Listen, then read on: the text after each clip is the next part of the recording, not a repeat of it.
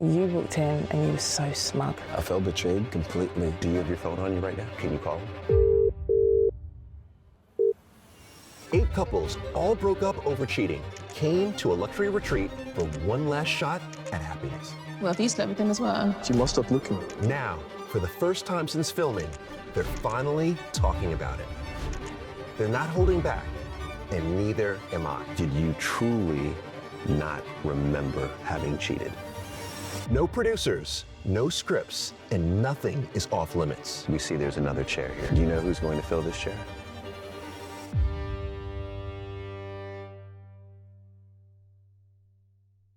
Are you ready? That's probably too much. Let me see. How about everyone? Oh my God. Sheffield. Chef. Scott, how do you say this? Is it Sheffield. Sheffield. Man, at least this isn't live, right? Well, no, but that's about to change, isn't it? So we are going to do We Need to Talk live for the first time. The magic is in the conversation, so we'll have a very special guest. You know what's probably most cool about this is this will be the first time that the We Need to Talk community will come together in person. You know, I'm curious to see, what does everyone look like? What do they smell like? Sheffield, July 5th at the Crucible Theater. So to get tickets, very simple. It's crossedwires.live. It's very important to buy tickets quickly because they will go fast. We'll make sure that there's a link below.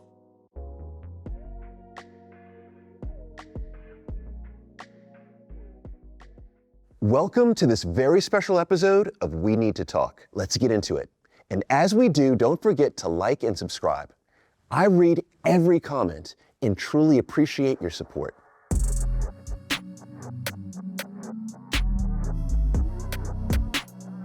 Hello. Beck, what's up? It's good to see you. Nice to see you. Welcome. Thank you. Come on right over here. Oh my gosh, you are here. I'm here. She's here. She's here. I'd be nervous to see you. Are you? Really? Why?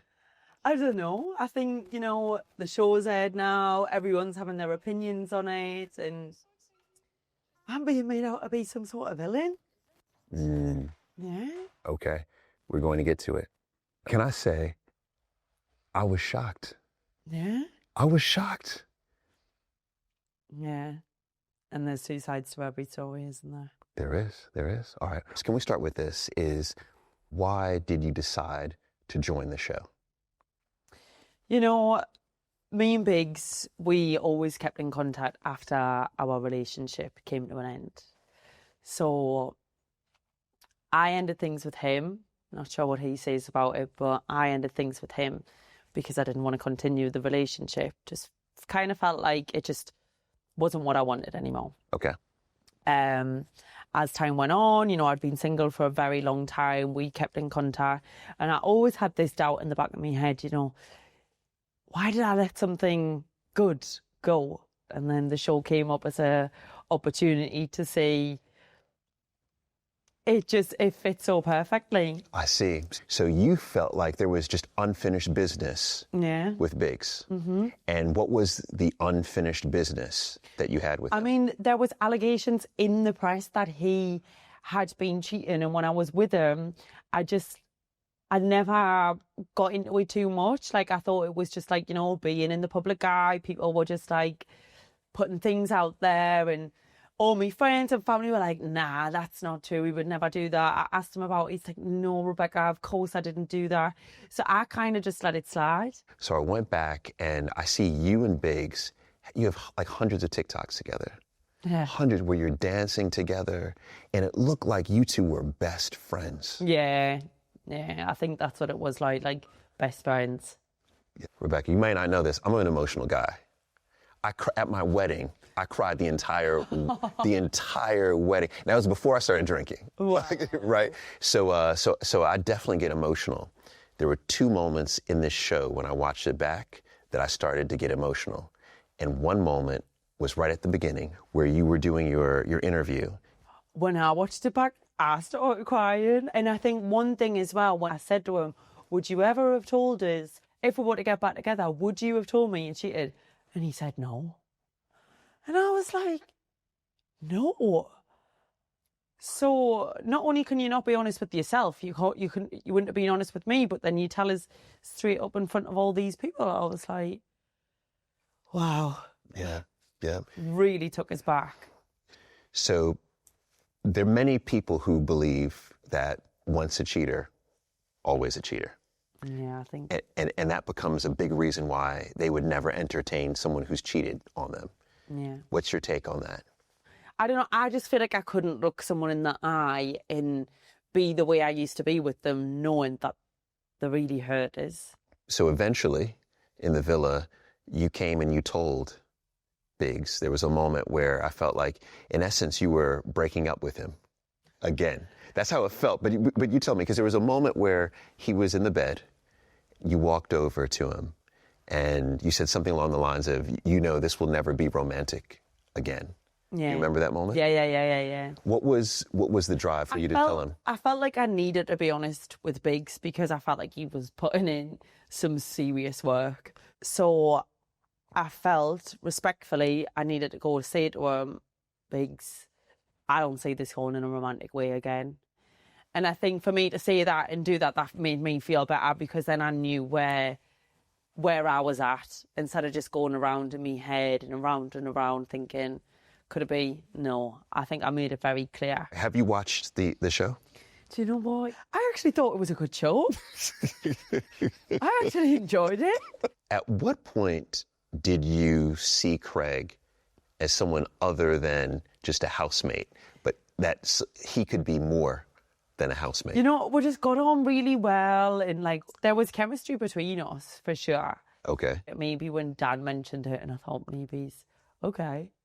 Maybe this is, yeah. Is it? All right, so when that happens, you think, okay, this could be a thing. Is there any moment where you're thinking, wait, hold on for a second.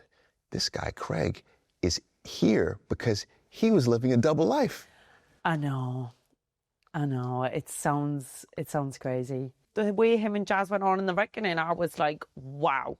I didn't like the way they were speaking to each other. I thought there was a lot of anger between them. And I thought, that's not for me. And I mean, even after the show ended, I remember Craig coming up to us and being like, let us take you for dinner. I'm sorry that went that way. You're talking about after the final reunion. The final reunion, cameras went off. Everyone left and he came up to us apologising, I want to take you for dinner and make this up. I was like, no. That's wild. It's so wild. So wild. But, I mean, I think he just lives in his own little world. I think it's just Craig's world. It's wild. That does surprise me because of how that final reckoning went. Yeah. Which was the most probably explosive 1 hour of my life. That was. It was like a volcano erupting. It just went boom. And I mean, me and Jazz were both played, really. So now, looking back, do you feel as if you cheated in the retreat? No, I don't feel like I cheated. But then even for me, I should have took a step back. He was like a little sneaky fox. So do you feel like Craig cheated while he was in the retreat? I feel like Craig was just playing a game. Okay. So he wasn't cheating then? Well, I mean, he wasn't in a relationship with me and he wasn't in a relationship with her. I don't think he was trying to make it up with Jazz, but if I hadn't have been there, it would only have been someone else. He would have only been flirting with someone else. Okay. So this is interesting. So you're not calling it cheating, but you're saying that did he betray Jazz? Well, yeah, 100%. Okay. He wasn't being honest with her. He was compulsive lying. He broke, would you say, either an implied or specific boundary that they have created? Yeah. In my opinion, that's cheating. Okay. So that's infidelity. Yeah, that's infidelity. I always look at it as you and your partner, if you have an implied boundary or if you have a specified boundary and that is crossed, you have cheated on your partner. So, Paul, do you think that I was in the wrong? Do you think what the situation with me and Craig, I should have handled it different? Yes, You do? I do. Okay. I think there's one part that the viewers need to understand that I don't think they're giving you enough credit for. And that is that Craig was telling you specifically that he was not in a relationship or breaking things off with Jazz, etc. So you hearing that, you're thinking, okay, this is all good. But I think the problem and where you let me down, Rebecca, you let me down a little bit, is that you heard the words, you believed the words, but you didn't see the action. Yeah. You didn't follow the action, because what he would do then is walk into the reckoning room and show up differently and present like he was fighting for Jazz. So I thought you would have picked up on that and said, hold on, this is not right. How do you feel about seeing the other cast today? I mean, I actually feel nervous. I mean, on social media at the minute, I'm being called a home wrecker. Like, a home wrecker. And I'm like, I didn't do any home wrecking. Like, if Craig wanted to be with Jazz, he would have been with Jazz and made that very clear, and not have been being flirtatious behind her back, or when he thought the cameras were turned that he could, have his little fling with me. Like, if a man wants you, he's going to prove to you that he wants you. And I mean, him saying to Jazz, like, oh, Rebecca's being clingy and stuff today. Like, I absolutely was not being clingy, but you're obviously leaving a door open to be like, come on in. Yes, exactly. When was the last time that you talked to Craig, Jazz, and Biggs? Never spoke to Biggs, never spoke to Jazz. And Craig texted us the other week saying happy birthday, but I just ignored it. Wow. He's still trying to get in there. Yeah. I mean, for me, Paul, like, from that retreat leaving, yeah, I think my standards are so high, and I would never be in a situation where a guy's giving us, this flirtatious banter, and I'm like, my life's so different now, and I'm so happy. Can I say, I love that you're walking out with higher standards. I love that you're walking out with, I can see you even show up different today. Yeah. Can I get to some audience questions? Yeah. You ready for these? I am ready. All right. And you just speak from the heart on this. So one question is, Rebecca, if Biggs had not cheated, do you think you guys would have rekindled your relationship? I think I'm really struggling to answer that, because all I see is cheat. Like, I don't know. Yeah. So right now I'm going to say no. Okay. All right. Next question is, why didn't you leave earlier if you knew you wouldn't forgive Biggs? I don't know. Maybe I should have left sooner. Okay. All right. That's an honest answer. But I think even if I did leave sooner, I still don't think Craig's and Jazz's relationship would have worked out. Okay. All right. So these start to heat up now. Oh my God, you scare me. Next one.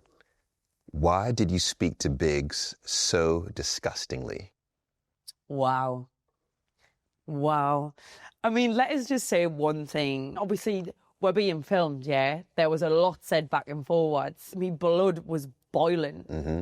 And when someone's trying to shut you down and forgetting what they've done, it just made us so mad. I mean, coming back to the Jazz thing again, like, when I watch the show back, I do feel bad. Okay. I think that's the beauty of this, is so, this whole platform is about what we need to talk about. We're talking about infidelity, but a big piece around infidelity in terms of how we get through it is healing.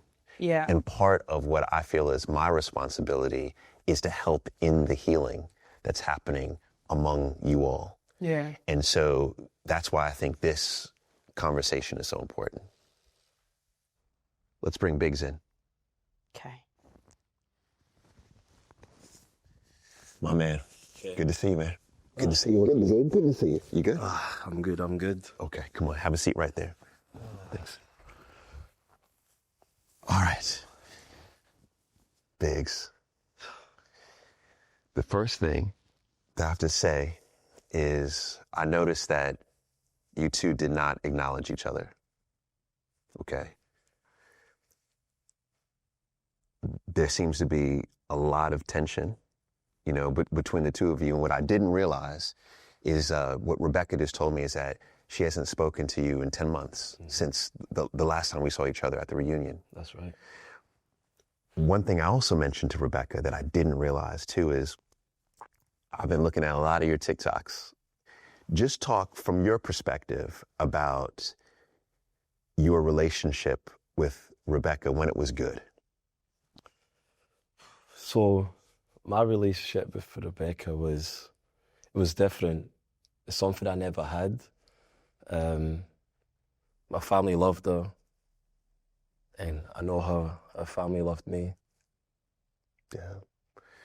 So if you think about what quote unquote went wrong, from your perspective, what was it in your relationship? The main thing for me was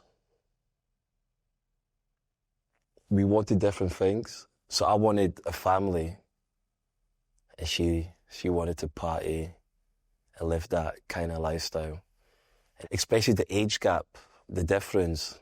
You get me? She was still young at the time. I met her when she was 22.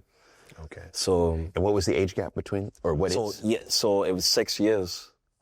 Because when we broke up, it hurt me, but it wasn't that deep because already I checked out.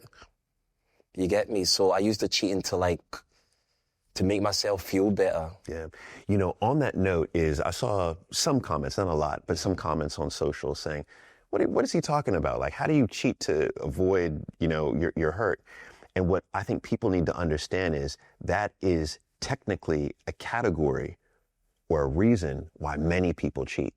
I think one of the top researchers in this area is a woman named Shirley Glass, a psychologist who's phenomenal. And she has different categories around why people cheat.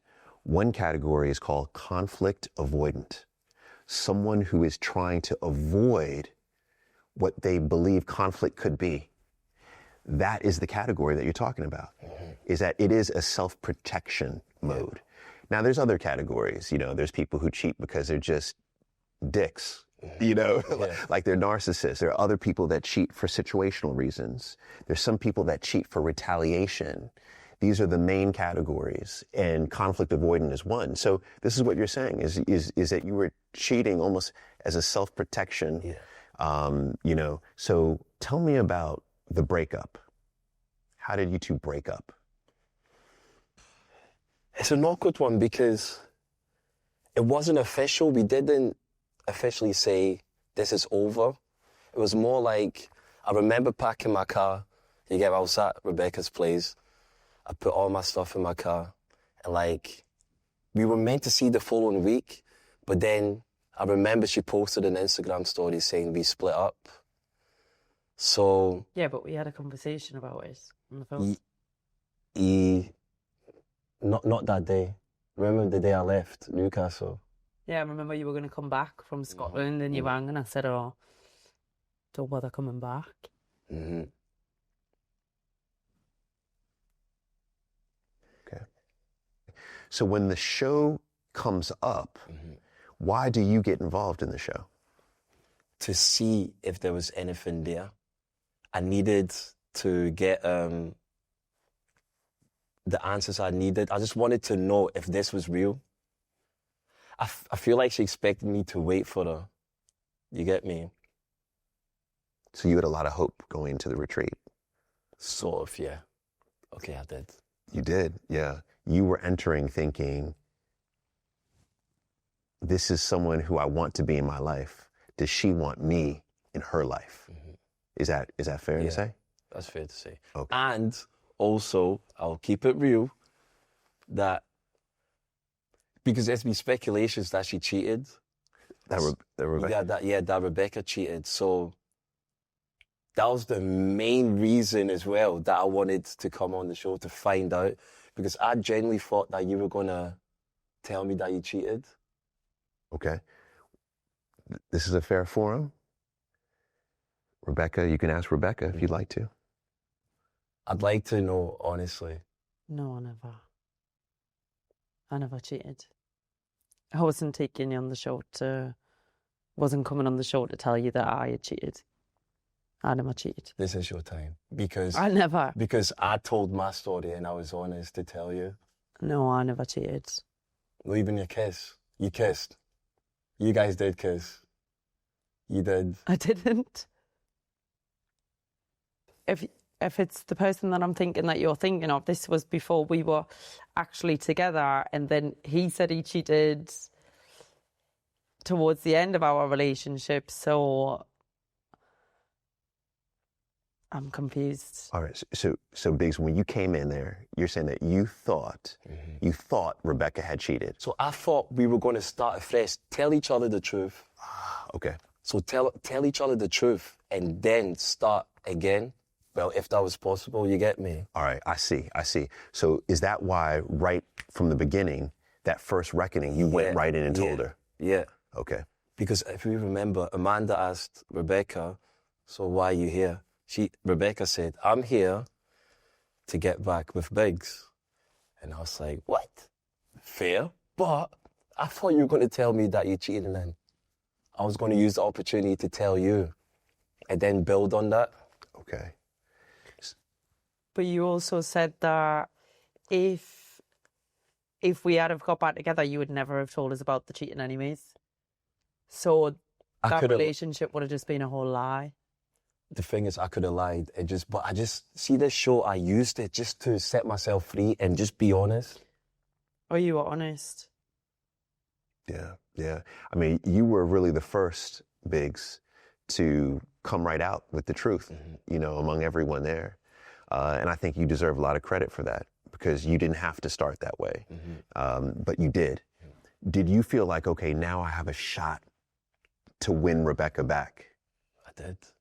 Okay. I really thought I had a chance. But watching it back, oh my God. Jeez. Watching the show back, I'd like to know why you did what you did. Was it to get back at me? Or was it to make yourself feel better? I wonder why you did it. I think it was a bit of both. Or do you actually love her? No, I don't love Craig. No. I think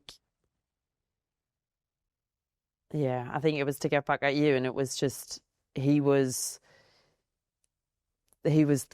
being flirtatious with me, and it just that's just how it went. Rebecca, that's interesting what you just said. You started that by saying it was to get back at you. Maybe it's a little bit, yeah. It shocked me. Because when Jazz said, I put Rebecca on the test, I don't know, my mind was just gone. I just heard flirting. And not one person told me. I never knew. I knew by the way Rebecca was acting on the show that something wasn't right, like she wasn't there. But to watch her back and to see they were flirting the whole time.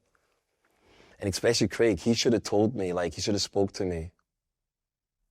I just felt like I didn't need to be open and tell you that I was flirting with someone else because I made it very clear to you that I didn't see it going in a romantic way with me and you. So, yeah. Okay. Now, there's a question. I've asked Rebecca this, but I'm curious what your opinion is do you believe that in the retreat that Rebecca cheated on you? You know what? I would say Rebecca did cheat. Even though she didn't, but I felt like you were playing me. Because, yes, you said, I don't think I can get over this, but I just thought that was you protecting your heart. So I would have to break it down, keep working hard, grafting to get her. But if she said, I'm not interested in you, I like Craig, that would have been my sign to leave. Okay. All right. So you're saying that if that would have been your sign, but then let me ask you about this. So there's a clip that I want to play. that, remember when we were doing the group exercise? Yeah. All right. That, in my mind, was when I thought Rebecca was done. Okay. All right. Let's play it and give me your thoughts on it. So it'll play right now. I actually feel a little bit uncomfortable. Yeah. You look uncomfortable. I feel very uncomfortable. Yeah.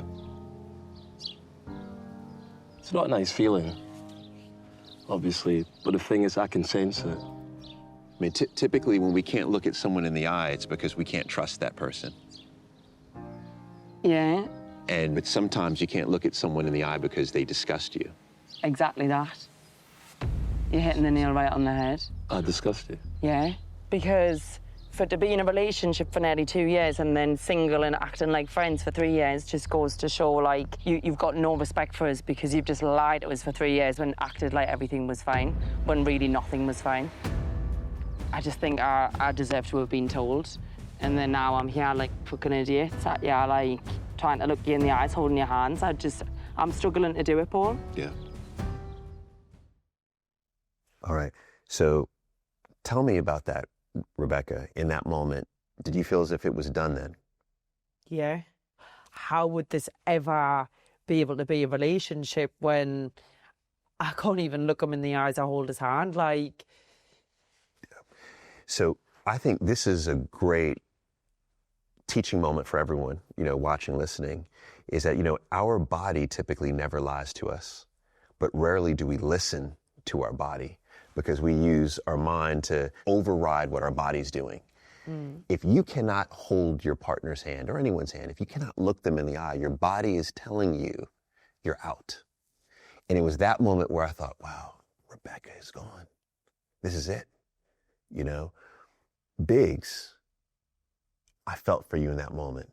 Watching it back, let's keep it real. You were dipping because there was another guy there. If Craig wasn't there, do you think this situation would have been different? You tell me. You tell me. What do you think? It would have been different. And also, let's be real, okay? You are known as well to be like moving here and there. So you didn't care about me. You get me? Like you wanted to move in here and there. What? like not like jump ship, but like kind of like you let guys drop quick. Because even when you and me got together, you dropped somebody to get with me. If we are honest. So, Okay. but Okay. so if Craig wasn't there, do you think the situation would have been different? Nah. I don't think we would have got back together. Fair. You know what I'm like. Like, to be told I was cheated on, I wouldn't have moved past it. Now that I think about it, no chance. Yeah. Like, especially when you turn around and said you didn't know the person and it was just like a one-off thing, like it was just like a quick hit. Like, Yeah. it just made us feel a bit worthless that you would just go do that with anyone. With anyone. Can we unpack that a little bit? Because this is, we're also talking about infidelity just in general. And, I posed this question on Instagram and the response was really interesting to me is I asked, once a cheater, always a cheater? You can either say yes, you could say no, or you could say depends on the reason. The majority of people, what do you think they voted? Depends on the reason. Depends on the reason. So is that your thought too? Depends on the reason?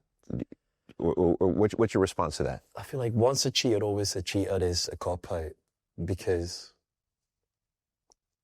this is so tough to say. Like, you wouldn't cheat on somebody you really love, but then, I'm not saying I didn't love you, you know I did. The thing is, I maybe fell out of love because the difference, she was young, I know she needed to party and like enjoy, experience the world. And you needed to do that. So let's see if we go deep on this. So there was some friction in the relationship. You felt as if you two had maybe different life goals. How does that then drive you to have sex with someone else? I feel like I was preparing myself for the breakup. Okay. So the day we broke up, because people thought I didn't care, but I cheated. I prepped myself. I got the ego that I needed. I'm seeing girls, this, that, whatever. So the day it happened, it wasn't that deep. I was already gone. Okay. All right, if I could jump into your mind a little bit, right, on this. So you feel like you were preparing yourself for the breakup. You tell me the relationship or how it happened. So it was a one night stand, and then obviously some texts after, but. Okay, so one night stand. So you meet her, you meet this woman, and are you thinking in your mind, okay, I'm gonna have sex with her tonight? Or are you thinking, let's just see where this goes? Like, what's in your mind? I was just being an idiot. I was just trying to, I was drunk. Okay, so then after you do this, if the idea was to protect yourself, why not just tell her? I know, I should have told you, and that's one mistake I'll never ever make again. I was just young and stupid. Rebecca, when he, Biggs did say this at the retreat, he did apologize. Have you fully accepted his apology? No. No, I don't accept the apology. Like, it's what you wanted to do at the time. You've done it now. Like, there's no way of going back from that. If you feel like stuff's going in a wrong direction, then address it and be done with it. You know, you two I find you two so interesting. The more and more that I saw, information about you two, TikTok, et cetera, I thought, wow, they're very similar. Even to this day, you realize you two are matching. You realize this? Seriously? I didn't notice. Biggs walked in, he was like, oh my God, she got the same thing I've got on. Isn't that wild? Literally, your color patterns are the same. This was no plans. But think about that. I mean, normally, like even with my wife, we end up dressing the same because we're so in tune. And for so many people, I say they shouldn't even be friends. But you two, I'm going on the record saying that I hope you two become friends. I hope you do, because I see a friendship here. I can see you both going on with your lives, but I think it would be a shame to have shared so much, to have so much love between your families and not still have care for each other. Mm-hmm. I still care for Rebecca, for sure. I know you've got anger. I feel like you've got too much anger towards me. Because end of the day, we did this show. You get me? You did this show with me. I told you what I did. To then get back at me. Even at the reunion. You get me? The reunion was crazy, that's for sure. So you didn't feel bad? Because when I watched it back, I was like, damn. I think I'd checked out of the relationship the way you did when you cheated. Fair. But I came here, openly told you, and I felt terrible. Whereas you did it back to me and you didn't feel bad.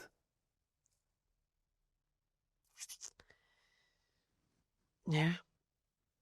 There's no reason why I had to tell you that I went on a date with someone else or even that I was flirting with someone else. The thing is though, like, you asked me on the show, what did you expect?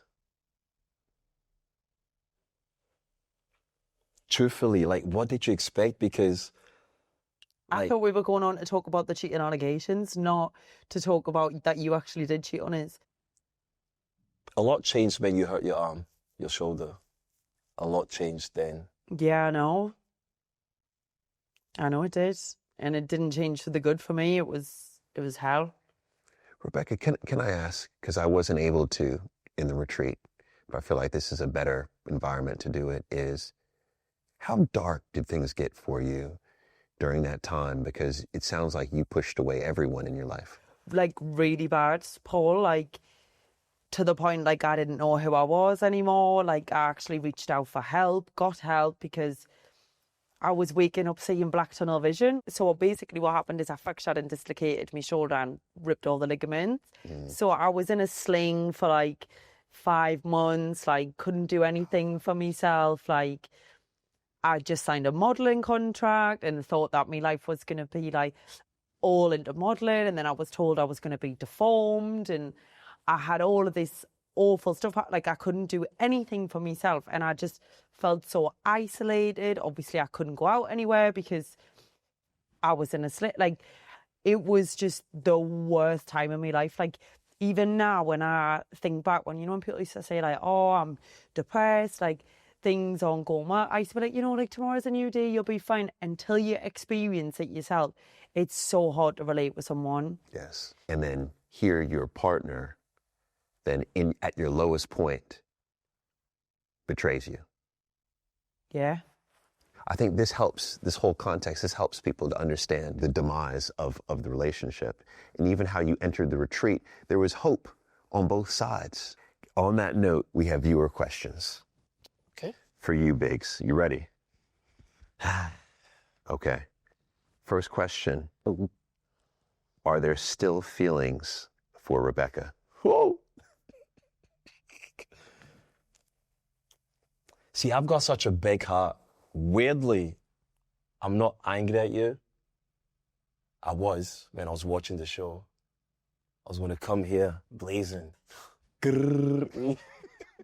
But, like, I just came here and I just forgot everything. So there's some sort of feelings there. Are there still feelings for Biggs? I don't feel like I have feelings now. Okay. Okay. Next question for Biggs. Do you regret giving Rebecca another chance? Ooh, good question. The old me would have said yes, because I would have tried to protect my ego, like, to be a man, like, oh, I don't care about her, this, that, whatever, but I don't regret it, I'm going to be honest. Okay, that's fair. Just one thing to correct, because I always like to correct when I hear Yeah. that would not be being a man. That would be Okay. being a toxic man. Fair. Yeah. Yeah. Okay. Fair? Yeah. Fair. All right, cool. Okay, so this is the clip where, Biggs, you find out for the first time that Rebecca is flirting with Craig. Basically, Rebecca G has been trying to flirt with him, but he shut her down very quickly, like immediately, and was very, very transparent with me about everything. And I just feel like that's growth, and I feel like it's really, really positive. Okay. Craig? I wouldn't say it was flirting. I mean, those words did come out of your mouth. I think me and Rebecca G got a good friendship. But I'm here for Jazz, and I feel like I made the right steps in sort of just telling Rebecca. I think for me personally, respectfully, it wasn't my place to come and say to Jazz, oh, me and Craig have been flirting. So you've been flirting with him.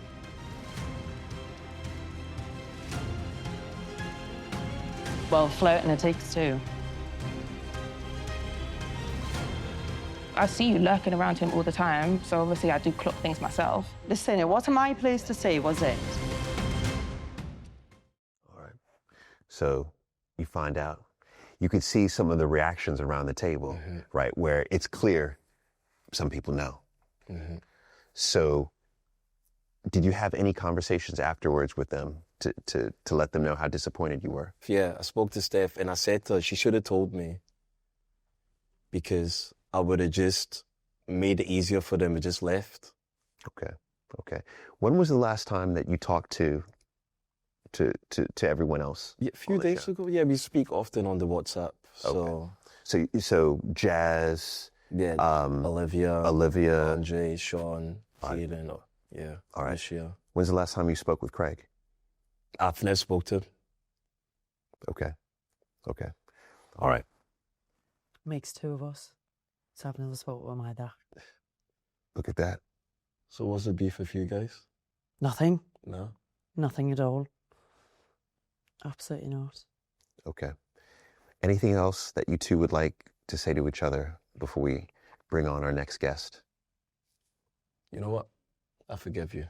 I'm a changed man. I forgive you.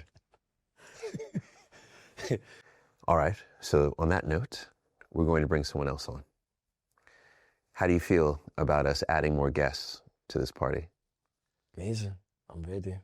All right. Do you, truly, I mean, how do you feel that we are going to add, someone else to this conversation? How do you feel about it? I mean, I think it's going to be good to have a conversation with these people away from the retreat. Times went by. We've all had time to process what's happened on the show, watch the show, and if people are back together or not together or what's going on. What's going on? That's true, because you haven't been talking to anybody. No. No. Look who it is. Jazz, welcome. It's good to see you. Yeah. Good to see you. Really good to see you. All right. I think you know these two. You're looking good. Lovely. All right. So Jazz, come on. Have a seat. Have a seat. Welcome to We Need to Talk. Thank you. Thank you. All right. Good to be So, here. Jazz, I have to start with, I noticed that you and Rebecca didn't greet each other. No. Okay. So let's unpack the why, all right, around this. Your situation, should I say, and how you got onto the show is very interesting. And I saw someone on TikTok mention this, as they said, Jazz is an example of why you can't always blame the side chick. Yeah. All right. So if you could talk about how you became the side chick you can't blame. So basically, when I first got with Craig, we were dating, and I don't know, we spent loads of time together. So I didn't have kind of any suspicions, but it turned out that he was living with his ex, so the mother of his child and his daughter, and he said that they weren't together. They were going through a breakup. He was in the process of buying a new property so that he could move out. I was like, okay, cool. So once that goes through, then you'll be out. So we live really close to each other, and we would go on like date nights and restaurants and stuff like that, like really close to his house. So I'm like, okay, well, if you're with your partner, there's no way that you can be, because you're taking me to local restaurants. You're introducing me to the owner of the restaurant as your girlfriend. I was meeting all of his friends. He made a point of like introducing me to all of his different friendship groups as well. Okay. So it was just in my mind, like, his story was true, because there's no way you would go to these lengths and introduce me to so many people and go out so locally if you were in a relationship with someone else. Yes. So the only thing that wasn't happening, you thought, was you were not living together. Yeah. Okay. Yeah, so that was kind of the only strange part. But again, he was able to make an excuse for that. The house was taking a long time, and he was having issues with the solicitors, and, like more and more time kind of lapsed. And I was like, okay, this is a bit strange. And then after a while, I was like, okay, something's not right here. All right. And what did you do? Did you give him an ultimatum? Did you leave? What did you do? So when I found out, it was hard, because I didn't really know what to do in that situation. Obviously, by that time, I was like completely in love with him, and you're cheating on me, but actually you've got this whole happy family. You've got this whole happy family, and I, like you said, I went from being a girlfriend and being like the only girl in his life to actually just being a side chick. But yeah, in the end, You just left? I just left. You just I left? was like blocked, deleted, and just needed to just cut all ties completely, because I just couldn't do it. So then how is it that you and Craig then come onto this show? I was with another partner beforehand, and he was quite horrible, and kind of some drama happened, which involved Craig. Okay. And then Craig was there to be the shoulder to cry on. And then he actually expressed to me that he wanted us to kind of get back together. And then, we were seeing each other. And then one day we went on a night out. We had this massive argument. And then the next day I saw an advert, and it was like, have you been betrayed? Do you want to get back, getting back with your partner? And I said this to him as a joke. I was like, maybe we should do this. Wow. And he was like, yeah, you know what, let's apply. And here we are. Wow. What were you thinking was going to happen in the relationship, and what do you think he was thinking would happen by coming on the show? Well, if it's true or not, I don't know. But I thought that he wanted to prove himself kind of to me and that he was being serious. But yeah, it didn't end that way. Obviously, It did not end that way. No. When I was there, when we're filming this at the retreat, I'm watching also some of the bits that are happening. And what was interesting, and Rebecca, you mentioned this earlier, and I think we saw this play out in the show, is that there was a fine line that, that Craig was walking, in the house. And your hope is what's your hope, your dream of what's going to happen, best outcome for you? I think the best outcome was we got to talk about all of our issues from the past, and I was able to heal from it. He could, like I said, prove himself to me, prove that he's serious, prove that he has changed, and we could kind of get the help from you to move past everything and build a life together. Yeah.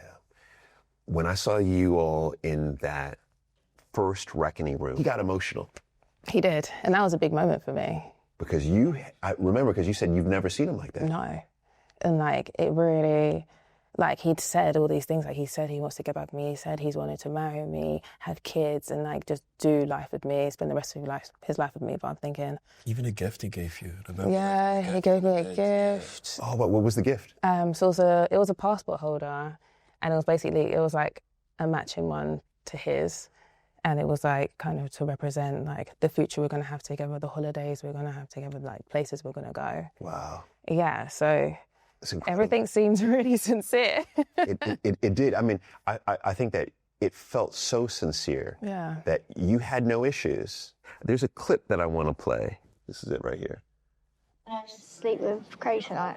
In the same bed, obviously. Yeah. Are you going to sleep in the bed with that tonight? I don't think I can. I'm not. No chance. I don't know. Am I going to get jealous? I hope so. I hope so. I'm going to get jealous. I hope so. You're a little shit. Don't know if I'm ready for this. Obviously, you're buzzing because you get to see the person that you're here for. But I think Rebecca G's an amazing person. Just got so much time for her, so it's a hard one. This is dangerous as well, but... Isn't it? It's fun, though. I know. I like getting away. What's so wild to me about that is you both are just a stone's throw away from that conversation. Oblivious. Completely oblivious. So when you saw this for the first time, Jazz and Biggs, what did you think? I feel like I'm feeling the same thing now. I feel like a fool, man. Yeah. I remember saying to you, why isn't he sharing a bed with you? Yeah. Well, because I said, I'm not doing anything on TV. I'm not having sex on TV. I work in a corporate job. I'm not that type of person to be doing that. It's not me. So he used that and was like, oh, if we sleep in the bed, I'm going to be so tempted. I'm going to be, trying on with you all night. So I think it's best we slept separate. But that wasn't the real reason. That wasn't the real reason, but I didn't have any reason to question it. I just thought, okay, cool, he's just trying to behave himself. He's, being a little horn dog. He's just playing a game, wasn't he? Mm-hmm. It's what's to me what's so incredible about this is that I think that, and I don't know, this is a question for Craig, but I wonder if he believed, and you can tell me what you think, but if he believed that the cameras weren't picking it up because it was so nuanced. Is that what you're thinking? The thing is, I believed him. Out of all the boys, I believed Craig the most. Yeah. I thought, because he reminded me of myself, I just thought, this guy is really here to change. Yeah. But he was playing everyone. All the girls were using him as an example in our house. Mm-hmm. Even me. They're I just want Craig. I just want my partner to look at me the way Craig looks at you. They'll say, I want a Craig. Because I knew everything. I knew all of the kind of the cheating and everything like that. we didn't have any bombshells at the beginning. We was just there focusing on our relationship. And I felt a bit smug at the beginning. I was just like, oh, we're way ahead of the other couples. But it's went a bit belly up. Like watching that clip makes me feel sick. So that one I could see how there's a reaction, right, that you get. And then we were at the reckoning. We were in the reckoning room, and I felt like you were very proud of Craig, and you thought, okay, this was a test, basically, that he passed. And then you come to find out that the flirting was happening two ways.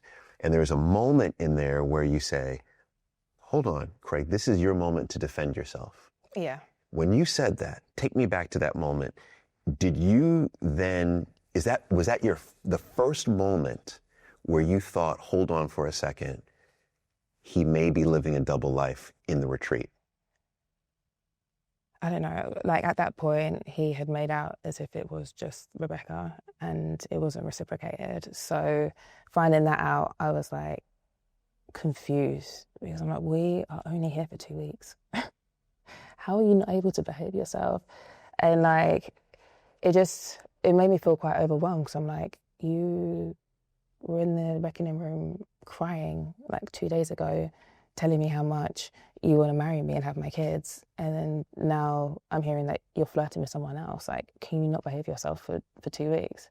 But then I also felt confused as well because I didn't know the extent of the flirting. And like he said that, it was banter, and I spoke to other people and they were like, oh, it's just flirty banter. And I'm like, well, maybe he is flirting, but then she's taking it the wrong way. And it was kind of innocent on his part. So it was just really confusing. Okay, so this is interesting. So because it was confusing to you, that's why you thought, okay, let me stay. Yeah, because I was like, I just had so many questions and I just wanted to get to the bottom of it. I still had hope. I had hope that, it was just one-sided and she'd taken it the wrong way. So I was like, yeah, we need to have a conversation about this. Okay. So you thought, okay, that it was one-sided, maybe Rebecca took it the wrong way. But it was this moment that took me. Tell me what you think. Yeah. Okay. Jazz, what's the point of me coming here then? What was the point of me coming here? Because I stayed You're here for you. fucking embarrass me in front of everyone. I know you flirted with her. Jazz, don't be silly. Please don't be silly. Everyone can back me in the house. No, they haven't actually. Do you want to, I promise you. They've I actually promise you. told me. Do. They kept it real. I promise you. I brought you here So you can work on our relationship so we can get back together. You embarrass me and yourself. Would you like to talk or not? Go on then, talk. How dare you? We came here because you had a double life, yeah? You're the same thing. Okay. I'm literally in the next room and you're flirting with another girl. After everything we've been through. Jazz, please do not do that. I left you because you had a double life and then you're trying to do double life in the villa. Jazz, please. But I'm in the next room. Jazz, I'm in the next room and you're chatting to another girl. I only want you, Jazz. There's no one else. I cannot let you go. All you had to do was keep this shit together for 2 weeks. I kept it straight. Jazz, listen to me. But as a pretty girl that comes around, I'm in the next room. Jazz, please don't do this. Like, I promise you, I didn't need to flirt back with her. And then on top of that, if we break up, I'll message you. I didn't say me and you can be friends. Why would you want to be friends? Like, so you know what that means to her. What does it mean? You know what that means to her because she fancies you. You gave her hope. Jazz. Okay, cool. You know that's actually a betrayal. I promise you, how you're wording it is totally wrong. You can humiliate me. Jazz, I didn't. You've embarrassed me. You've embarrassed yourself. That's what you think? That's exactly what I think. When we're finished here, me and you are done. So you're going to fuck off to Newcastle? No, because I want to work on us. That's why I'm here. That's why I stayed. I done that because I love you. Bullshit. So you're willing to throw everything away? You haven't changed. Are you willing to throw everything away? Yes. You're done? I'm absolutely done. You'll regret this. You will regret this. You're an idiot. We don't have to talk again. We're done. You will regret this. You will regret this. Me or you? Because you'll never find a man that will try and help you as much as I can. No, I'll find a faithful man. How about that? I will never disrespect you. Yeah, right. I honestly wish you the best in life. Yeah, good luck. You're going to need it. Just remember you threw all of this away, Jazz, yeah? I wish you the best in life. I loved you with all my heart. Remember that. Okay. The guy's running. He's horrible.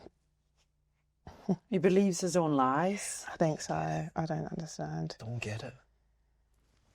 there were certain moments where I was incredibly sad, actually, for each of you. I mentioned one right at the top with Rebecca early on. It really got me. There was a moment with Steph and Dre where she said, you know, you were my best friend. That really broke me. That broke me right there as well. Specifically, Jazz, when you got emotional. And what's interesting is I noticed that you held it together. You held back your emotion. And in that moment, you just, you let it go, which I love, by the way. For me, for someone who is on a cheat retreat, this is just like, you're on a retreat because you have cheated, to then do it again. Cheat again in front of everyone. In front of everybody. In front of cameras. In front of cameras. Like, he tried to lie to the cam. Yeah, like, it's just so confusing. Like, there's cameras everywhere. So for me, I'm like, how do you think he's going to get away with this? What was the end game here? My mind is blown in the final reckoning. Yeah. For many reasons. But one reason is that you say that you got back with Craig after that. After that. You got back with him. Not my proudest moment. You had sex with him. Yep. Can I just find out why? He is good at what he does. He's a pro at lying. When I left the show, like, I think I still just had hope, if I'm going to be honest. I think I just had hope that he wasn't actually flirting. It wasn't, like, it was still one-sided. And he'd called me, we'd spoken after the show, and he basically said that I got manipulated by everybody. The flirting was just one-sided, and everyone's blown out of proportion. So he put it all on Rebecca? He put it on Rebecca. He said that he wasn't seeing her. He said, you know, I could show you essays and essays of kind of messages of him wanting to get back with me and saying everything that I wanted to hear. He said that the show manipulated me. He said that, you know, the people around the show were saying and doing certain things to kind of turn me against him so that we'd have drama for the show. So he, like, every person kind of in that situation, he said that they were lying and that he was the one who was telling the truth. You know, and you believed it. And I did. Well, I was confused, and he wanted us to get back together, but I was like, I can't do this. And so then I ended it from there. So when I went to the reunion, I just thought that, you know, we was just going to let bygones be bygones. Like, I wasn't nervous. I thought it was going to be hard to see him, and obviously hard to find out if he actually had been flirting, but I didn't think that what was about to happen was going to happen at all. So when you then watch the show and you see this, I'd like to know what your response is. Now, what happened? So you left the retreat, then you met up with Craig. Yeah, so we've been texting, FaceTiming every day. And then obviously I went and met up with Craig. We had a date. I said, what's been going on with Jazz? Anything? He said, no. That's what I was told. So you went over to have a date with Craig? Yes, I came to London, actually. Did anything happen with Craig? Yeah, we had a great night. Well, have you slept with him as well? She must have looked at him. Wow. Yeah. Craig. Wow. What a dickhead. Bigs. Oh my God. I mean, you can't say anything. Shut up. No, that is nasty. See, tell us to shut up, you're rude. You are the most evil, nastiest, lying, manipulative person I've ever met. Can't lie, bro. I gave you the benefit of the doubt. Wow. I was over it. I was actually in your corner. Nasty. I love it. There's a lot of judgment on here, but I wasn't with you. You are so nasty. I'm literally in shock. I'm just not sure what kind of game is being played here, because it's a double life. It's again a double life. It's the double life. It's what he knows. Well, okay. The girls have spoken. Let's get some clarity from you, Craig. So after retreat, Jazz reached out. She said she wants to talk to me, so she came round. I had a lot of feelings for Jazz at that point. It happened. I didn't tell Rebecca. Obviously not. But then what happened after that is Jazz came round the next day, we spoke again, and it was concrete that we didn't want nothing together. No, it wasn't. Right? No, it wasn't. Everything's coming out of his mouth right now was a lie, but go ahead. Craig, what the fuck? I've never said to you again since we've come back that I wanted to get back with you. He gave me the key to his house. You had a key to my house. Yes, you gave had me a a key new to my one. house. You Don't do gave that. me a new one. You're lying now. Are you being serious? No. You've had the key, Jazz. I had Don't the do key that. and you Do changed not the do lock, that. then you gave me a new one. No, I didn't. Yes, no, I you didn't. have. No, I didn't. My You're God, lying. he's literally lying. You're lying now. Absolute scumbag. You are lying. You're saying I'm You are lying? You are 100% wow, you guys lying. just want me out of character. I'm sorry. Wow. Let's give Craig a minute. All right. There's several million people that want to know how that happened. It was crazy. So, just if we go back to that moment, though. I mean, I think it was a shock to everyone. I mean, I was left in the dark, Jazz was left in the dark, Craig just lied about the whole thing. Yeah, I think I must say though, you walked in and you were so smug. You could not wait to tell me that you met Craig. And you could not wait to tell us that you slept with him. I think... And that was so nasty. When we were in a reckoning room, you were really... Yeah, but like, why? I felt attacked by you, which is understandable, but you never... Like, you were believing Craig and that it was all me, and I was just trying to get across that it takes two to flirt, but then... But realistically... I was a trifling bitch, I was this, I was that, and I was... But then you deserved all that. You did.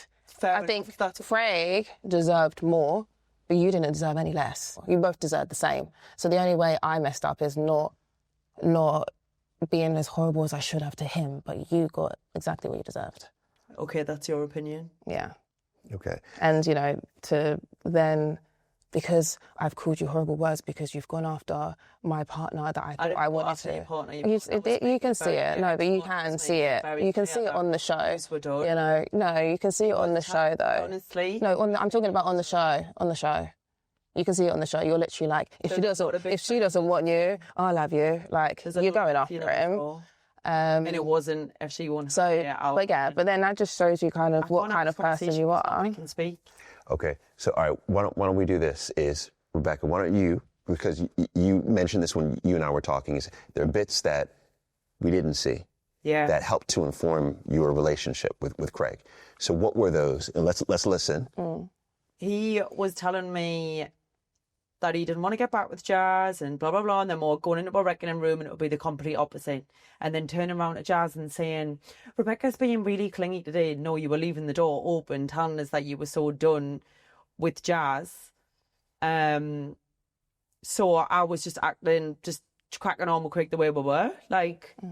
But then we was doing activities and stuff and you saw him doting on me and saying that he wants to be with me. So why would you not believe that? Or why would you think, okay, he's going to... Because, as you said, he was living a double life. He was playing you, he was playing me, playing the count, he was playing everyone. If I saw a man doting after another woman and saying, I want to marry this woman, and then he comes to me after and is like, I don't mean any of that, why would that be someone I want to pursue? Why would you want to be with someone who is trying to get with someone else in your face? As soon as I had that date with him and I realised that is not the kind of guy that I want. But this was happening throughout the show. I feel like you were enjoying the sneakiness. Yeah. Like, you knew he was trying with Jazz. He was just lying to Jazz. He was lying to both of us. He was lying to everyone. Ask anyone on my side of the street that's seen it coming from a mile off, and they always used to be like, Craig, like, he was putting it on me. And in my opinion, I felt a little bit vulnerable just finding out my boyfriend had cheated on his, and I was getting a bit of attention of Craig, which was just flirty banter at the start. And then it became something like, I'll hold my hands up, yeah, maybe I should have told you, but I feel like Craig was coming to make things work with you, and he wasn't honest with you. He was just living this double life, what he has done repeated numerous times, clearly. This was before the final reckoning, is when he called you to say he left the show for you. As soon as he got his phone back, he rang and said that.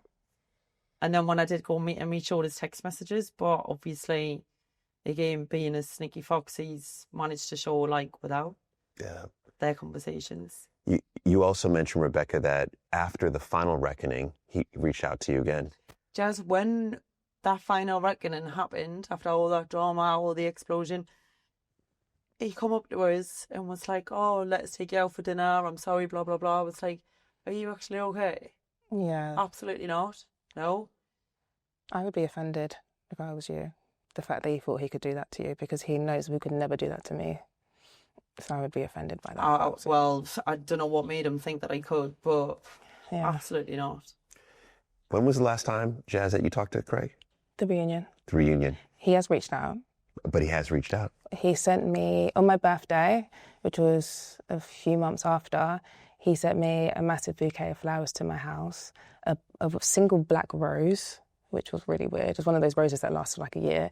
And he sent me a Moonpig card with pictures of me and saying, to the love of my life. And then inside, he wrote like an essay apologising, but not directly apologising for what he'd actually done, just being like a really airy, flowery apology. Yeah. Okay. I know he just wished you a happy birthday. Yeah, but I ignored that. Okay. And you haven't spoken with him? No. All right. So I want you to watch this and tell me what you think of this. Okay. I mean, me, Connor, and Craig are pretty tight. I haven't had any hookups from the show, so yeah, not me. Some other people maybe though. I don't know if I should air that bit. It's not my place to say. There has been, just not me. But I'm guessing you can guess who. How do you interpret what you just heard Dan say? If someone's been hooking up, someone's got together. Not me. Not me. Okay. I'm innocent this. You ever hooked up with Craig? All right. Is this not as wild to you as it is to me? Who is it? No. Wait, does this mean that Craig's got with someone else on the show? Dan is... Okay, this is... Oh my God, what? What? The boy don't rest. Wow. So help me understand, who could it be? If it's the case, who could it be? Is it the case? That is wild. If it is, who like laughing wild, like crazy. Tegan? That's the only girl I've... Because the other girls wouldn't. Because Olivia wouldn't, Lucia, nah, No. Steph, nah. Rebecca's your friend. Steph, yeah, obviously not. Wow. This is one where... Sorry, I have to laugh. It'll be Tegan. It'll be Tegan. When I saw that clip, I thought, what? It'll be Tegan. Do you know who it is? No. Oh, I'd love to know. I know, same. I feel like we will know soon enough. That being said, we see there's another chair here. Yeah. But I have some news for you. Craig won't be sitting in that chair. Oh, okay. All right. Craig cannot come today. But let me say, he wants to be here, but he cannot be here. I know he will be watching. So I'm curious what you each have to say, given everything now that you've gone through. Do you have anything to say to him? I learned from my mistakes. I just don't get why he never. Mm-hmm. Because I believed in him. If you watch the show, they cut out a lot, but I was like rooting for Craig. Yeah. I kept telling you, like, you guys are the strongest. I believed him. He gave me, I looked up to him, like, I see this guy's changing. Yeah, and it was all fake. It was all fake. I think the only regret Craig would actually have is getting caught. I don't think he actually regrets his actions because I think he loves it. I think he really enjoys it. He just likes his ego stroked. Yeah. But he can't help So himself. he never came. I thought he would have pulled You up. would come to try and like get your point across and Yeah. just lay it straight. Yeah, like, yeah. Do you all feel used by him? Mm-hmm. Yeah. Do you, Rebecca? I feel I'm a little bit embarrassed to tell you the truth.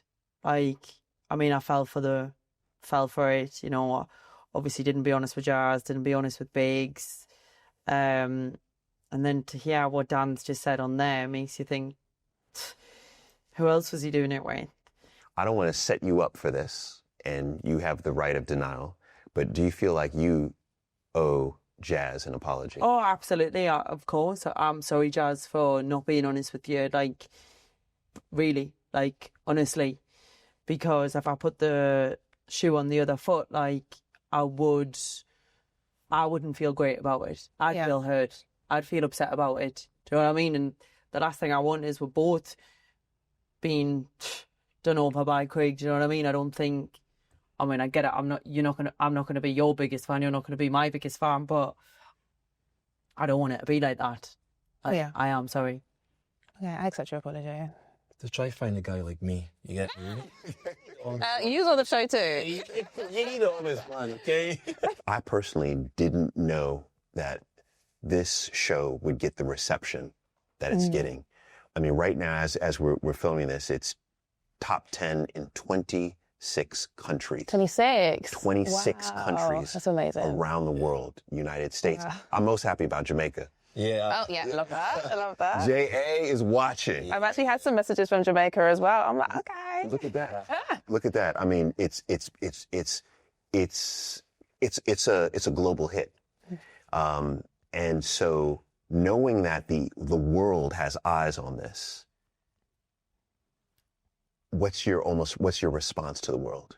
I hope people are watching it and they can see themselves in everyone. You get me? Like there'll be guys watching it thinking, oh, I'm exactly like Big Sister the way I used to be and I want to change. You get me? So I would say just to the women out there that are going through similar situations, stay strong. And just always remember your morals, your values, and don't settle for less. What did you learn? Well, I think for me, two wrongs don't make a right. Like finding out being cheated on, and then also me keeping a secret from another woman who I should have maybe been honest with. And also believing lies. Like, I didn't see past those lies when it was there firsthand right in front of my face. Like, how could I have been so stupid to even go along with it, to be honest? Like, the last thing I want to be is the villain, do you know what I mean? Like, yeah. And Rebecca, I'm glad that you're here too. Because I didn't even want to come. No. Nah. And I could see that there's been there's an acceptance happening among the three of you, and that to me is the most important for us. Yeah. So I'm thankful. Now that being said, Biggs, we're going to lose you. All right. So Rebecca, Jazz, if it's okay, I'd love to keep you for a little bit longer. That's okay. All right. Biggs, thank you so much, man. Thank you. Say thank you to you and love. Safe flight. All right. Yeah. Look at this. Oh man, I appreciate it. Yeah, thank you. Have a safe flight. Take care, okay? See ya. Oh, take care. It's progress. That's progress. Yeah. All right. So Rebecca, Jazz, before we bring in Olivia and Liam, I'd love to keep you here for a little bit. Is that okay? This conversation is not just about the show, but it's about infidelity. Because I will say, looking at the comments, what's interesting is I've noticed what I feel is a disproportionate number of comments on with regard to Rebecca, right? Versus the guys in the show, right? The double standard, though, to me, feels like it exists in society. And when I see women who have cheated in heterosexual relationships, women who have cheated, to me, it feels like they're ostracized more. And when I look through history, it seems like this has always been the case. So what's your take on that idea? I think people just assume, like, because women are much more emotional beings, that there's more emotion behind it, so it's more malicious. Whereas, with men, if they have that excuse, like, oh, well, men will be men, they have a higher sex drive, they can't help themselves. Whereas women, If a woman does it, yeah. oh my God. Yeah. Right. So why would she do that? Yeah. Right. So yeah, I do think women are judged differently to men if a woman cheats. I'm with you. But I've heard more of men cheating than I have of women. Yeah. So I think that's where that comes from as well. So it's more of a shock when a woman does it. Interesting. can we talk about social media? Okay. All right. So this is a stat that blew my mind. In the UK, 45% of divorces involved some element of inappropriate behavior online, mainly through WhatsApp and Instagram. So what do you feel like you learned, maybe in the retreat, or even outside, around social media and infidelity? I think it just makes everything a bit easier and people are more accessible. You know, like you can be sitting on your sofa watching TV and you have access to a beautiful woman or a hot guy, and you can just be in the comfort of your own home finding new people to talk to.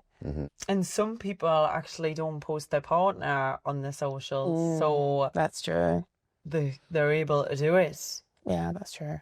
Which is... This is what happened with Liam and Olivia.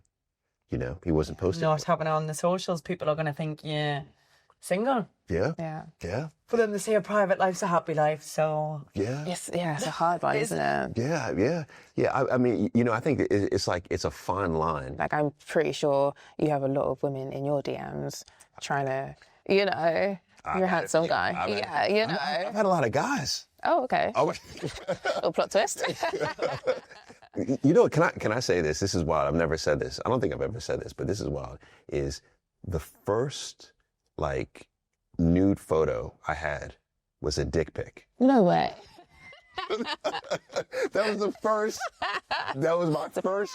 That was my first introduction. Wow. To it. Yeah, I was like, okay. Okay, this is good. I see. Okay. But you know, that actually makes me think, is that since the show has aired, have you received some sliders, some folks who've slid in? Not as many as I'd like. I'm single now. But you've had at least one. Yeah. Okay. What did they hit you with? What was their it was a nice, cute message. It was like a picture where I looked absolutely hideous on the show. It was like a screenshot. But they said I looked really pretty. I'm like, oh. Rebecca. I've had messages from men like, you need a real man in your life. What were you thinking with these? Like, loads of crazy messages like that. And then I have had some messages saying, like, about the way that the shows went and how I've handled it. I handled myself well, finding out what I did. And then obviously some disgusting messages, actually, like awful messages. I just delete it, but yeah. Yeah. I always think, like, how miserable is someone to sit there and type out, like, however many words and specifically find you and then send you that message. Yeah. Like, it's just the highest level of being unkind. And I just, I almost feel sorry for them, because I think you must be so unhappy to have to be firing all this negativity at me. Like, I get it, have your opinion, but some of the comments that people make is unnecessary, Yeah. Everyone can have their opinion. Yeah. We're sat now all having our opinions. Yeah. But we're not being nasty to one another. Yeah. We're still being human beings at the end of the day. Yes, I agree.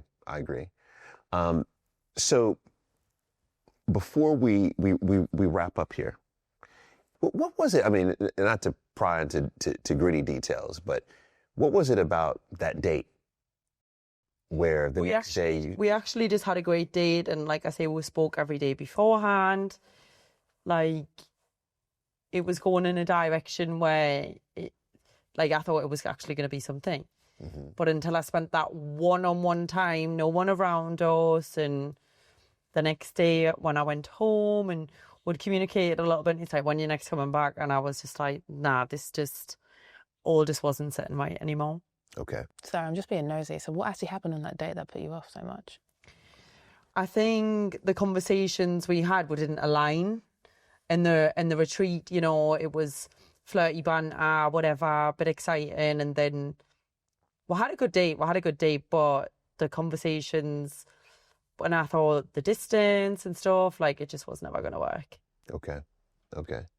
Yeah. And I think the saying, like showing his messages and stuff, like, between him and Jazz, like, why, like, what you trying to, like, showing me messages of their relationship, like, that was your relationship with them, like, together. Right. Why do you want to, like, I don't know, I just found it all a bit... Oh, interesting. So he was showing you messages between him and Jazz like, on the trying to date? prove a point, but I'm like, you was together at some point and you loved each other, like...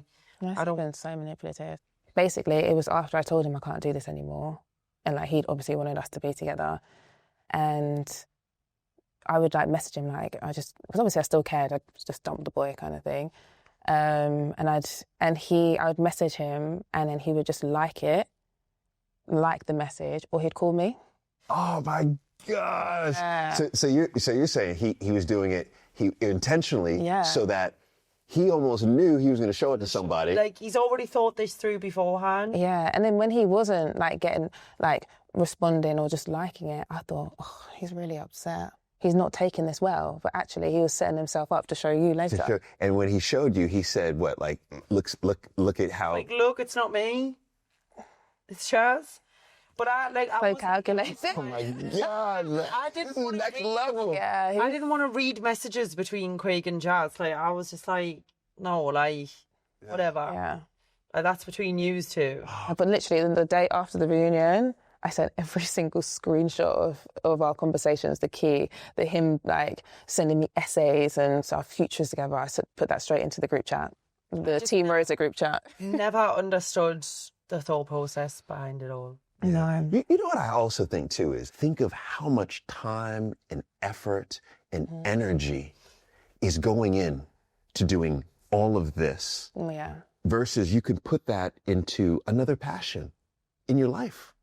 You know, I think this is his passion. Cheating is his passion. I think it's his passion, yeah.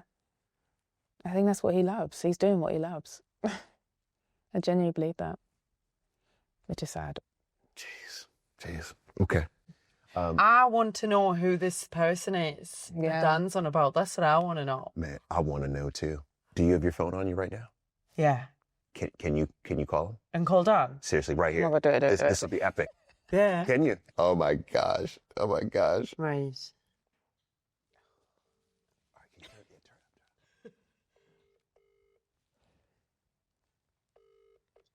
Hello. Hi, Dan. It's Rebecca.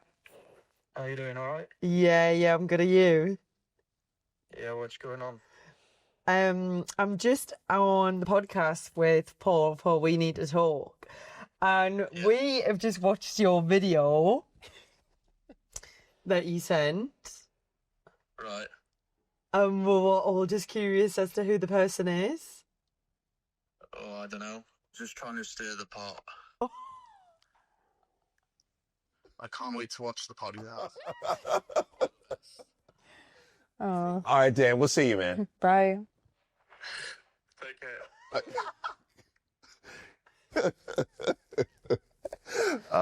Can I say I enjoyed this? I learned a lot more about each of you, right? I love how we unpacked all of these questions that so many viewers have and will have after they watch the show. I love that there's been an apology, right? And I love each of you individually. And thank you for doing this project and being vulnerable. I don't think that there's enough credit given to you and each of the contributors about coming onto a project like this, being incredibly vulnerable, and now having to live through millions of people seeing your vulnerability, right? Seeing your mistakes, seeing your ups, seeing your downs. I think you deserve a lot of credit for that. It is something that many people couldn't do. So thank you. Look, we have a lot of reality TV stars on We Need to Talk, and I'm always talking to them after the recording about what's happening in their lives. And you know what always comes up is that they all are building their own businesses. They are their own brands.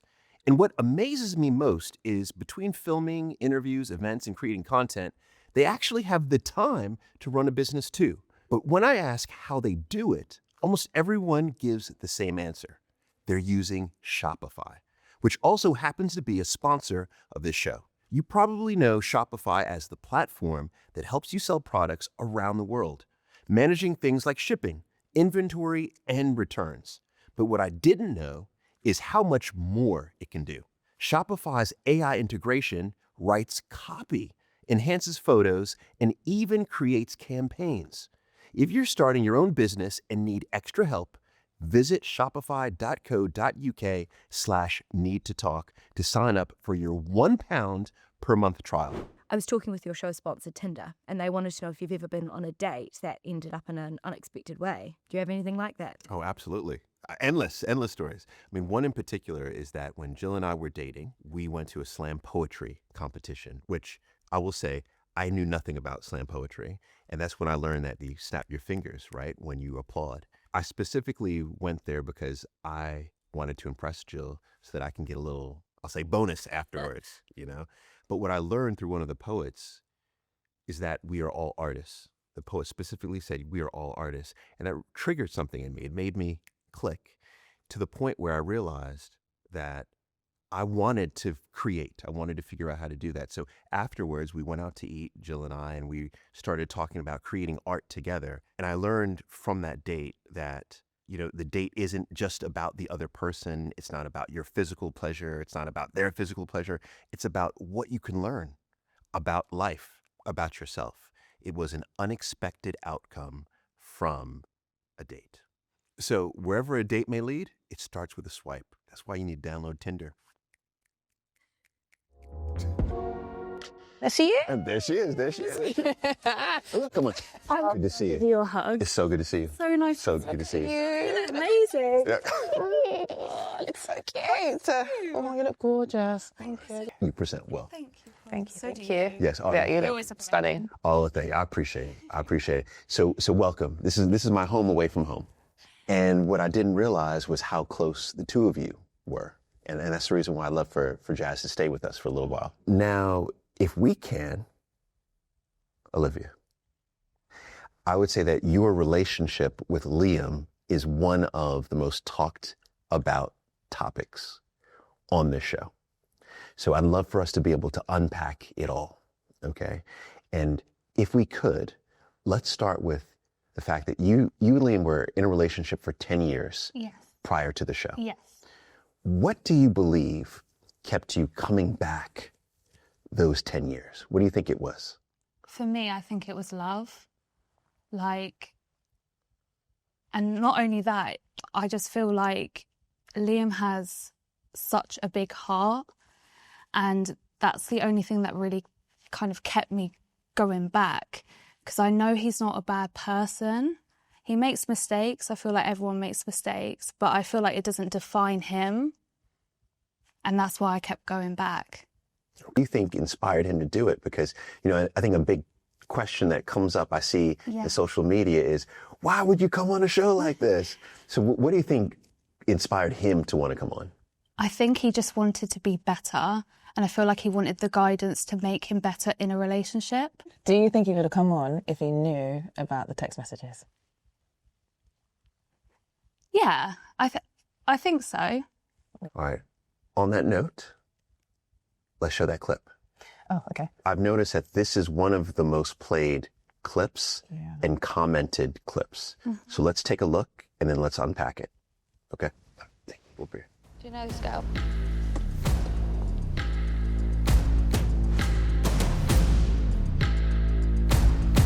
No. You don't know her? No. You slept with her? And apparently you messaged her after as well, and she didn't reply to you. I have no clue what that is. No idea what I'm talking about? No idea. My best friend went on a night out with this girl. She said that she slept with Liam when me and him were together. Please, if you have done this to me, be open and honest. Like, this is the place for it. This is the only way we can move forward. Please. That's bullshit.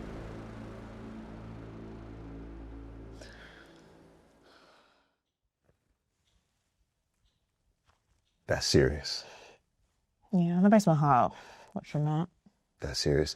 Olivia, in that moment, if you can go back to that moment, which I know when you see clips like that, you probably start to get the same feelings that you had. Yes. You know, what were those feelings?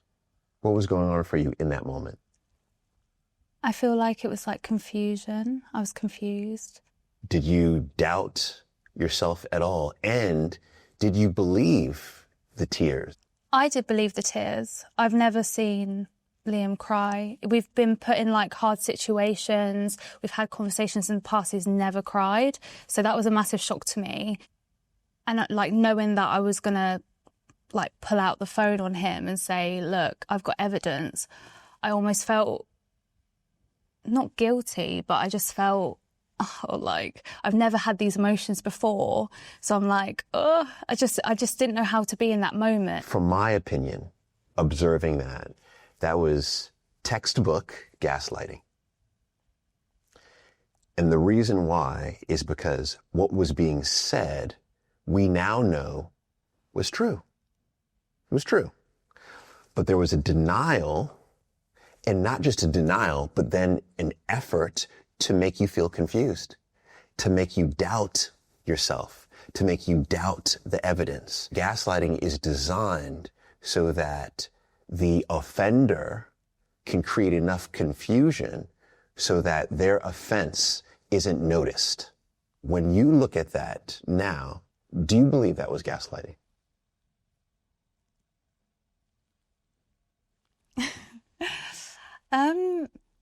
Yeah, I do see how it was like kind of gaslighting, I guess. Yeah. When we went out and asked for questions from viewers, Olivia, you got the most questions out of everyone.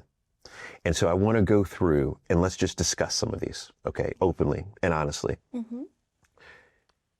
Most popular question, can you hand on heart say that you trust Liam now?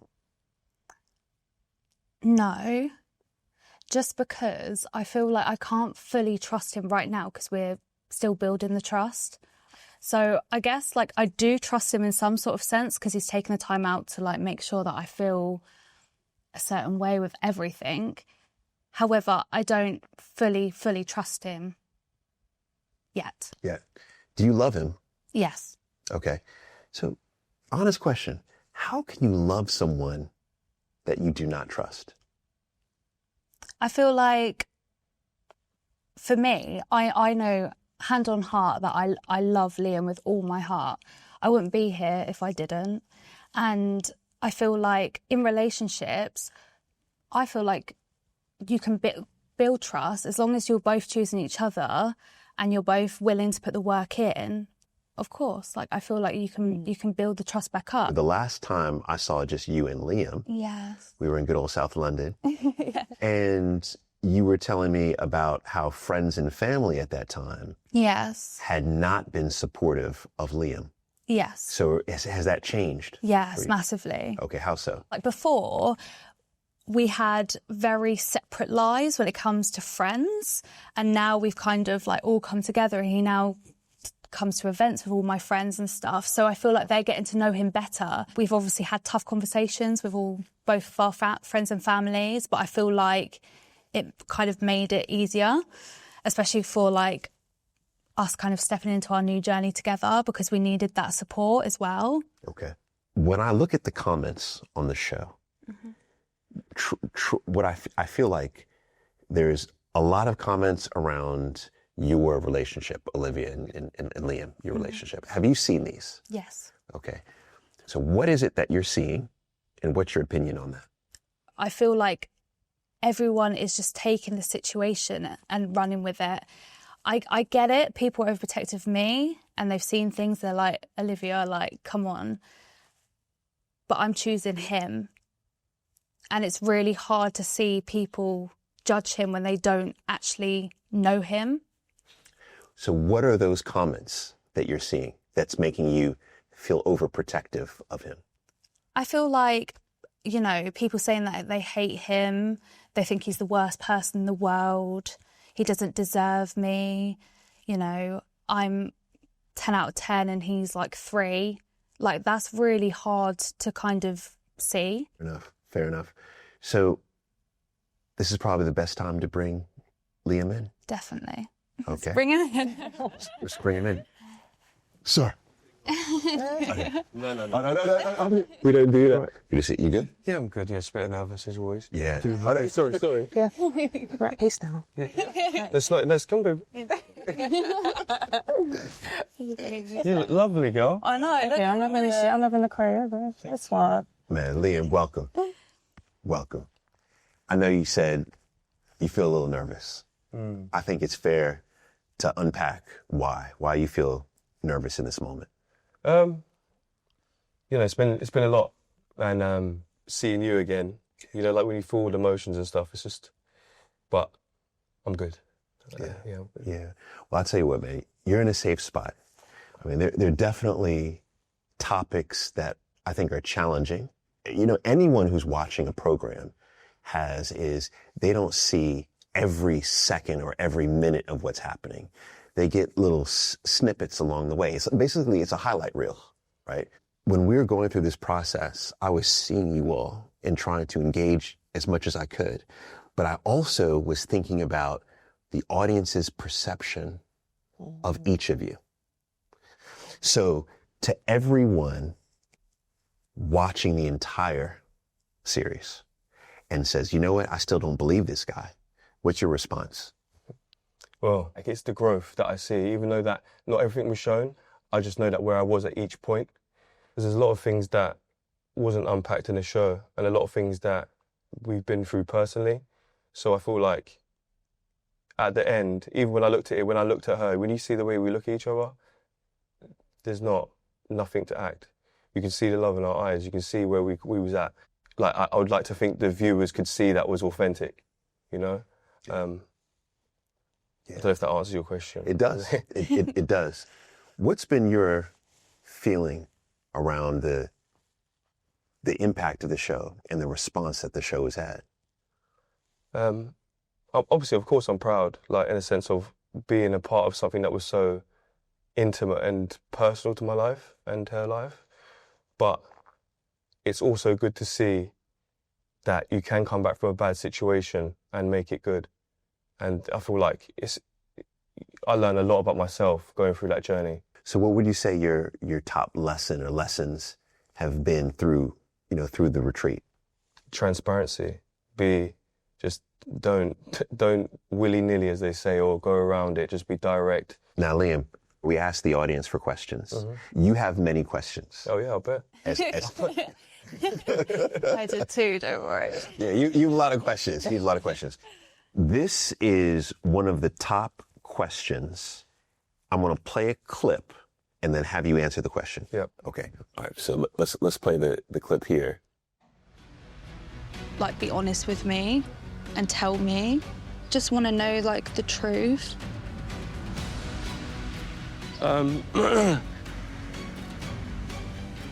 It's easy for everybody to say, yeah, you should know. It was one of them things where it was a drunken night out and I don't really recall it.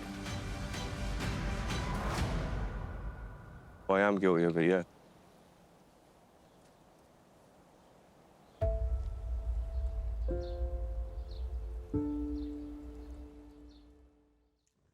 All right. The question that has come up time and time again is, Liam, in that moment, did you truly not remember having cheated? I want to know this as well, actually. I think what's important to first address is where I was at, like, in my life. So that year in particular, like, I'll be honest with you, I wouldn't have survived if it wasn't for her that year. And that's what makes it worse because I buried 12 people that year. And I had issues, like drinking a little bit, and I made some bad decisions. And there was times when I would drink too much, and I would like kind of try to erase the mistakes I made. So it was like I would drink and then I'd be like, wake up next day like, nothing happened. And it's not right, and it's not good, and there's no excuse for it. That's the main thing. There's no excuse for it. But of course, I know, and I understand that that must have been so hurtful for her to watch, because of course nobody has a sexual interaction with someone and completely erases that.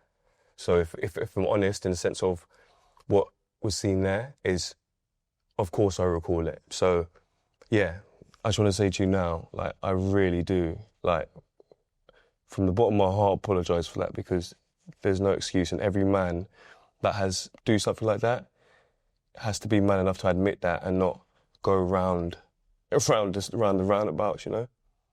So I just want to let you know, like, of course, I didn't mean to do that or hurt you like that. Thank you. Well, one is thank you for that, right? Two is I find that a lot of cheating does occur when we're going through traumatic events in our life. And there's various reasons for it, but a lot of it does occur. But the third thing, and this is very important, especially as it comes to healing, is that when your partner is asking the questions, you have to give them all the answers. And if they want to know, it's important to tell them, even though you feel like it's actually placing you on a back foot. But you've made this a big step by saying this. And that answers a lot of the questions I think that folks had, you know. So thank you for that. All right. So let's go through some more questions. All right. And everyone can respond on these questions. Okay. Liam, would you have ever told the truth independently if you didn't get found out? If you asked that version of me back then, I'd say I probably would have lied. And that's honest, because if we ain't gonna lay it all out now, the same thing you say now, we can't move forward. Right. So that's like, I would say yes to that. I would have lied. That's real talk. That's real talk. This is a whole new Liam right here. This is what happens when you know that you could lose a diamond, you know, and I feel like I can't do that again. Yeah. I really can't. Man, you know what? That's so real. That hit me when you said that, because one thing that I joke about all the time is I know more single women than anybody in the world. This is my joke, right? And I say this is the truth. It's because, you know, I had a matchmaking agency, so it was part of my profession, also the industry that I'm in. So my joke is there's nobody that knows more single women who are looking for somebody, right? So then people will say, well, Paul, like, so how does that work with your relationship? Like, that doesn't make sense. And I say, you know, I have got the best thing that's ever happened to me at home. Why would I risk that? For anything in the world? Why would I risk that? I wouldn't. I'd be crazy. Right? I'd be crazy. So how you just said that, I know you're in the zone. I don't always like to be out of the zone now. Yeah, never get out the zone. Never get out the zone. All right. I do have a surprise for both of you. Celine has sent us in a video message, and you let me know what your thoughts are. Me and Olivia are no longer friends, which has been very, very difficult. I'm grieving someone that just doesn't want to be my friend anymore. I'm very hurt with the way it's kind of been handled. No message since the show's come out. She's really, you know, I'm being portrayed as a bad friend, and that's what I'm upset about, because I'm not a bad friend. I was a very good friend, and I've come out there and kind of, you know, he's the one that's cheated on you, and I've backed your corner and gone, what are you doing? And I think, you know, he's now told her that if they're to stay together, she can't be my friend. That's where I think it's coming from. I could be wrong. I think he's a bad person. I think he's bad. I think he will cheat all the time. I think I'm very riled up. Now I've watched the show and I've seen the way he denied it, and then, you know, he did go, oh yeah, okay, I did do it. That's who you are. That's you. That's you. And the audacity he had to create a narrative of the kind of person I am, that I'm the one that has a bad rep or bad track record, whatever he said. And I just think Who are you talking to? Unreal. Wow. What does? What did she make that? What did she make there? It's like the Celine show. Crazy. When that camera comes on, the woman, I understand that, of course, I've not been the best man, and she has all the rights in the world to be angry. But she's never ever said anything to me for 10 years. She never pulled me up once, never said how she felt, never told me her concerns. Because as a best friend, you pull somebody up, you talk to them if you feel like they're not treating your best friend right. You don't see me in the club and say, "Hi, Liam," give me hugs every time you see me. "Can you get me a drink, please?" And sometimes it is awkward though, because with you and Olivia, you go through your bad stages and then you always get back together. So to be a friend and navigate that is hard, because she's going to go to you, have a go at you, there's going to be loads of animosity, you're going to be in a really bad place, and then she's going to get a phone call from Olivia the next week like, "Oh, we've actually made up," but you've just had a shouting match in the middle of the club. I understand it, but the girl, as you can tell, she's not shy of words. And in that moment, I needed her the most. I needed her support, and I didn't have it at all. She made it about herself. I ask Liam the question. Sure. Because I haven't had an update on this, and obviously it was a while ago. Did Olivia come over for Christmas? Because I think that was a massive issue on the show. But did you come around Christmas? Christmas Eve, yeah. Yeah, but We Christmas spent Day. Christmas Eve, Christmas Day was a bit sticky. Yeah, we couldn't make it happen on Christmas Day this year, but we spent Christmas Eve together, didn't we? And that was really nice. Yeah. And New Year's Eve. Yeah, and New Year's Just like coming into the new year like together, that was really special. Yeah. You know, there was times where Liam would need his space, for example, because I'll be too clingy. I'll be like, "No, I don't want to do this with my friends. I would rather do it with you." And now I found, you know, I found like a new source of life, I guess. And that's thanks to you, Paul. Aww. And I think, honestly, and like, I'm so grateful to have had this experience, especially with everyone involved, like you, Jazz, as well. Thank you for having my back all the time. Always. And thank you for choosing me every day, and like us, you know, resolving everything, and like you being patient with me and giving me the room to express myself. Like, I really appreciate it. So yeah. Thank you, baby. Thank you. But that doesn't mean it's easy, all right? Yeah. Don't, I see Jazz going, "Girl, all right, you said enough nice things. Now chill out." Cool now. But that was lovely. That was lovely, Olivia. I think this has been, when you look back throughout your life, there's certain moments that you'll never forget. This is one of those. So thank you. Thank you. Thank you, Olivia. Thank you. Thank you, Liam. Thank you, Paul. And that's it for the reunion of Cheat Unfinished Business. The first thing I have to say is thank you to the cast for presenting their vulnerability and their honesty. And thank you to you for watching the show and making it a top 10 trending show in over 26 countries around the world. And last but not least, if you have not yet watched Cheat Unfinished Business, I encourage you to do so. You will be entertained, and you just might learn a thing or two. And please, like always, like, comment, and subscribe. In particular, comment. I read everything, so I want to see what you have to say. See you next time.